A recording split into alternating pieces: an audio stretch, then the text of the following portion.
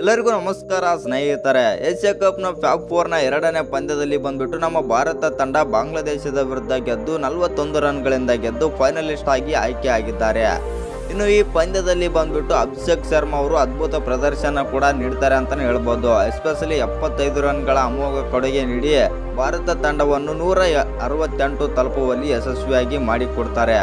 ಇನ್ನು ಅಭಿಷೇಕ್ ಶರ್ಮಾ ಅವರು ಈ ಪಂದ್ಯದಲ್ಲಿ ಬಂದ್ಬಿಟ್ಟು 75 ರನ್ ಆಡುತ್ತಿರುವಾಗ ರನ್ಔಟ್ ಕೂಡ ಆಗ್ತಾರೆ.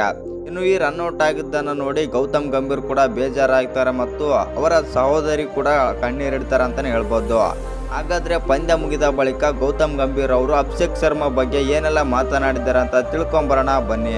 ಅದಕ್ಕಿಂತ ಮುಂಚೆ ಇನ್ನು ನೀವೇನಾದರೂ ಚಾನಲ್ಗೆ ಸಬ್ಸ್ಕ್ರೈಬ್ ಮಾಡ್ಕೊಳ್ದೆ ಹಾಗೆ ನೋಡ್ತೀರಾ, ಸಬ್ಸ್ಕ್ರೈಬ್ ಮಾಡಿಕೊಂಡು ಬೆಲ್ ಐಕನ್ ಅನ್ನು ಆಲ್ ಇಟ್ಕೊಳ್ಳಿ. ಹಾಗೆ ಈ ವಿಡಿಯೋಗೆ ಒಂದು ಲೈಕ್ ಕೊಡೋದನ್ನ ಕೂಡ ಮರಿಬೇಡಿ. ಇನ್ನು ಬಾಂಗ್ಲಾದೇಶದ ವಿರುದ್ಧ ಗೆದ್ದು ನಮ್ಮ ಭಾರತ ತಂಡ ಏಷ್ಯಾ ಕಪ್ನ 2025ರ ಮೊದಲನೇ ಫೈನಲಿಸ್ಟ್ ಆಗಿ ಆಯ್ಕೆ ಆಗಿದ್ದಾರೆ.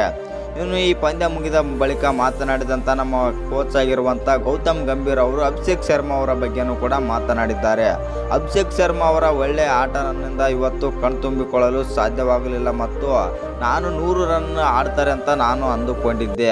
ಅವರ ಬ್ಯಾಡ್ ಲಕ್ ಇರೋ ಕಾರಣದಿಂದಾಗಿ ಅವರು ರನ್ಔಟ್ ಆಗಿ ಔಟ್ ಆಗ್ತಾರೆ.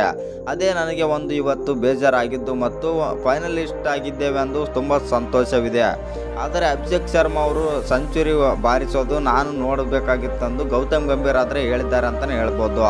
ಇನ್ನು ಸಹೋದರಿ ಕೂಡ ಅಭಿಷೇಕ್ ಶರ್ಮಾ ಅವರ ಸಹೋದರಿ ಕೂಡ ಡಗ್ಔಟ್ನಲ್ಲಿ ಅಳ್ತಾರೆ ಅಂತಲೇ ಹೇಳ್ಬೋದು ಅವ್ರು ರನ್ಔಟ್ ಆದಾಗ.